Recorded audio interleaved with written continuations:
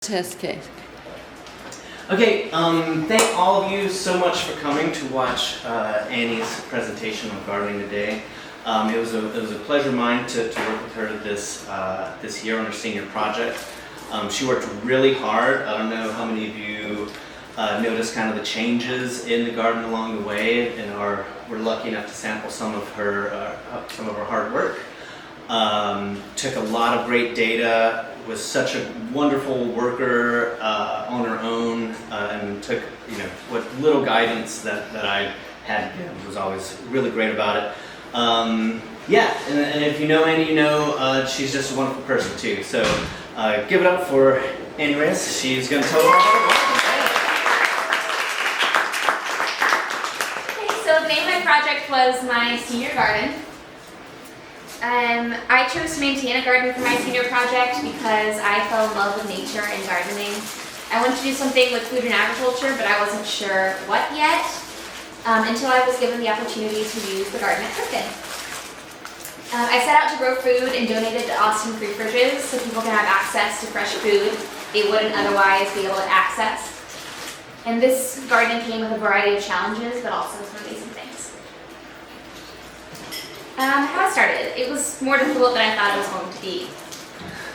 I started in August before school started, pulling weeds and overgrown plants, trying to get the garden in shape before school started. It did not work that way, but the garden space was prettier than it was. The garden space was a lot larger than it looked, and so while it did look better when I started school, it wasn't perfect.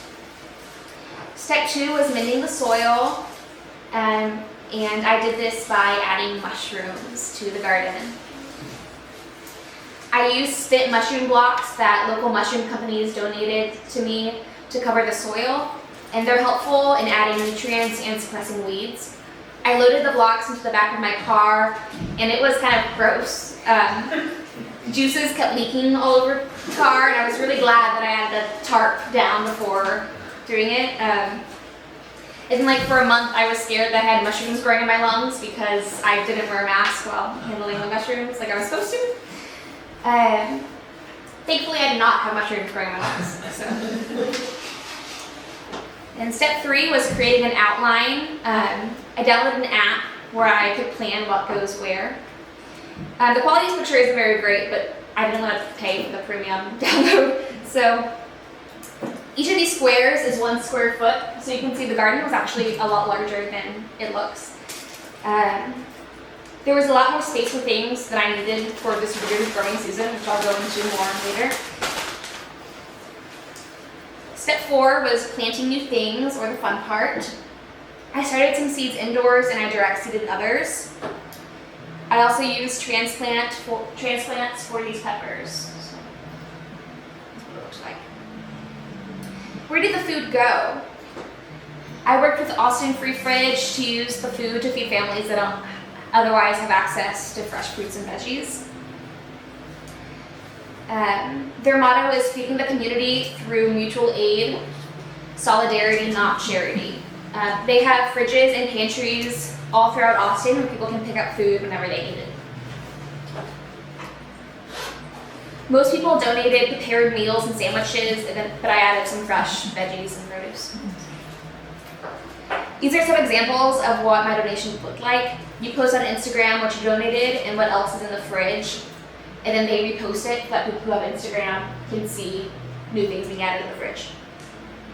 And they typically go pretty fast. So these are some things that worked well in the garden. Harvesting was super fun, and I was able to keep a small scale along with some compostable bags and twist ties in my locker for when I needed to harvest. And that way I can drop them off on my way home. The mushrooms I added to the soil were really great for the soil, and I noticed mushrooms popping up around the edges, which is always a happy sight. I used companion planting to ward off pests and attract pollinators. And companion planting is when you plant a crop near a plant that either attracts pollinators or deters pests. So added benefits. The free fridges, like I mentioned earlier, were also amazing because they're super simple to donate to. Anyone can donate, and they're located all around Austin, making it easy to just drop off on my way home. What didn't work in the garden? The size of the garden was a challenge because it was a lot larger than I expected it to be, or even it looks once I get into it. And I only have 2 hands. You may be asking, Annie, why didn't you get others to help out? Well, I started to by creating a gardening club, but we were very small, and I have some control issues I get from my mother. Which leads me to problem 2. I have a hard time asking for help and receiving help. I like things to go a certain way, and I like to know that if I mess something up, it's fully on me. And this is something I am working on, but I definitely struggled with on this project. Seasons.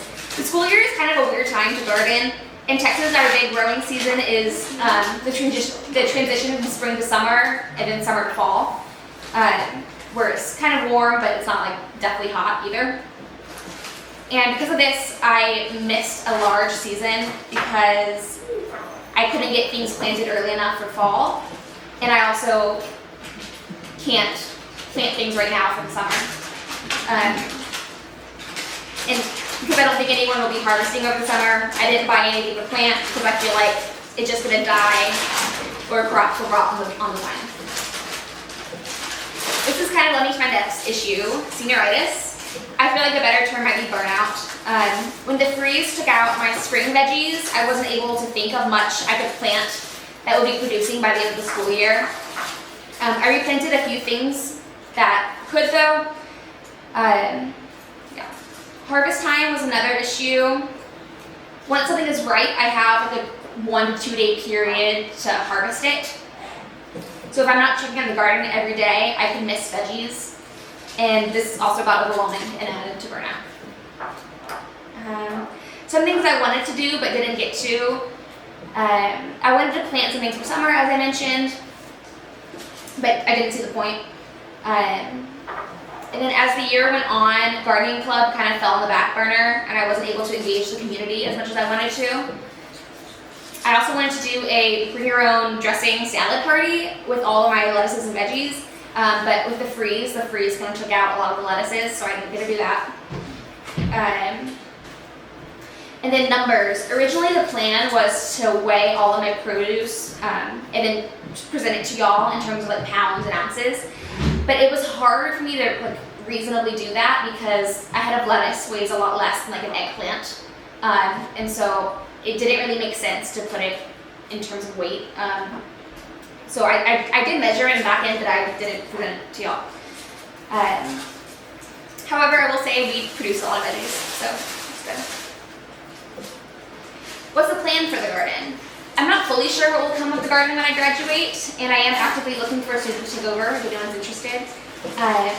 Although most of us in here are seniors, it looks like. The plan currently is to use it for classes. Savita has said she's thinking about using it for AP Bio and APES experiments over the year. And I also hope Gardening Club is something that continues and gets people engaged in the garden. The Sustainability Committee is also thinking about ways to incorporate it into the school. They thought about getting compost bins to fertilize the gardens, etc. Why gardens could be beneficial at other places. Nature is especially good at nourishing community and is a great way to improve the school environment. Connection to food. On average, a carrot travels 1,500 miles before reaching your plate, which is crazy. And a garden is a great way to get kids involved in nature and nourishing foods at a young age. Another benefit to vegetable gardens is you often end up with veggies to eat, and these veggies can go home with families who need them. I fully believe that gardens are a great addition to any school community. The earlier you can introduce this to kids, the better.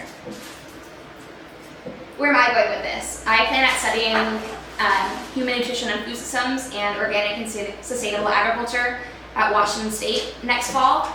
And I don't know exactly what I want to do with my major, but I do know that our food system is broken and I would like to be part of the initiative to solve it. Any questions?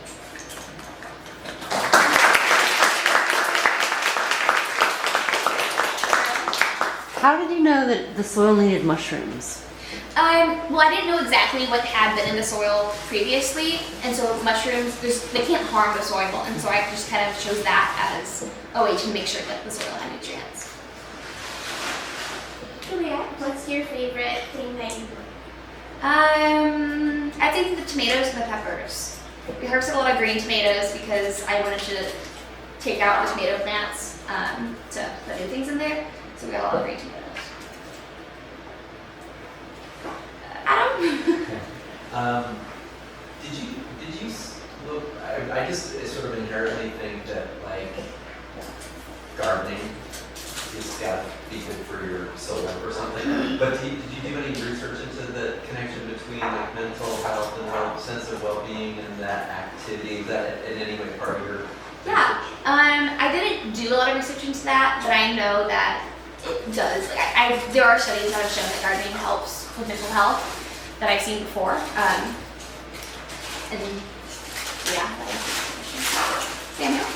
Kind of piggyback off that, you did a wonderful job explaining the plant side of all this, but I was wondering about, like, you personally, how did you feel when you took that fresh crop that you had grown yourself and you knew that people were going to enjoy that, compared to whenever you came to school and saw that the freeze had done what it had done? I mean, taking the crops to the fridges, like, is amazing. Like, I like being proud of what I grow and then being able to give it to people. And so I guess when I see that things have died or frozen, it's a little disappointing, but I knew it was coming. It was partly my fault because I didn't want to buy huge tarps to cover the whole garden. And so I knew it was coming, so I was kind of prepared for it. So it's funny. Ellie? Did you ever, since like the garden is on campus and there are like people everywhere, did you ever have problems with like trash in it or people walking through it or messing with it at all? I did have problems with trash for a little bit, not anything crazy. And then I never really had any issues with students like going through it or anything. I did have a couple, like a class wanted to work with it, and so just navigating that, but nothing crazy. Where do you get like the mushrooms? Mushrooms. So there's a organization. I don't know the name off the top of my head, but I can send it to you. That connects with local mushroom growers like High Five Ecology. I think Growtopia, some other like farmers market kind of mushroom stands. And so how they grow mushrooms is in these plastic bags. They put like sandpaper, like sand. What's it called? Dust. Sawdust. Yeah, sawdust and mushrooms, like start seeds, basically. And once they produce mushrooms and they cut them off, it's then just a big block that we would have to throw away.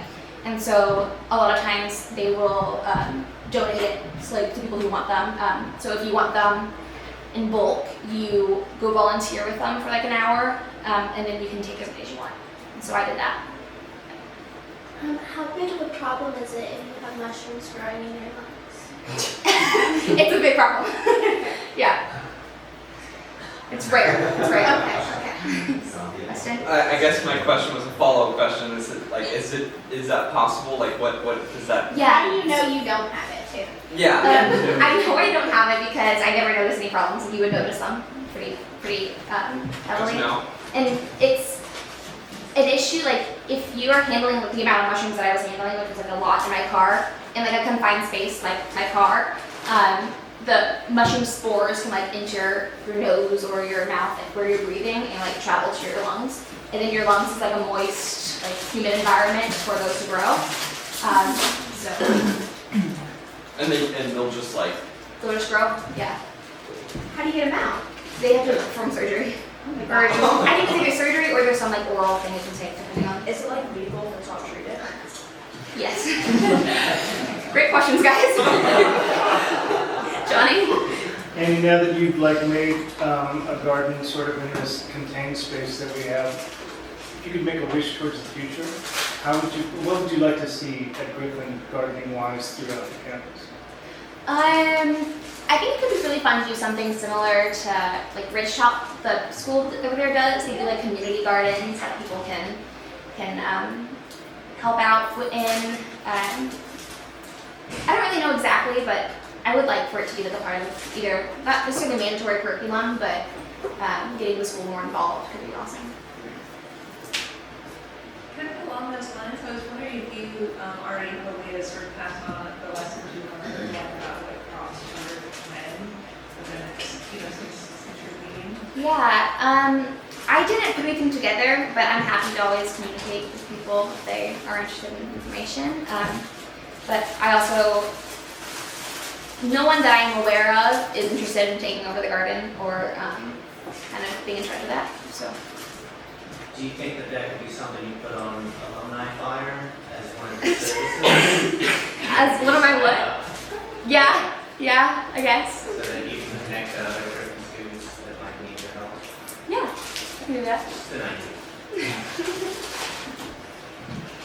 And you just know that it's something I've thought about for plugging into an elective or workshop space, so your garden might live on. Okay, great. Okay, well, if there are any more questions, thank you for coming to my senior project presentation.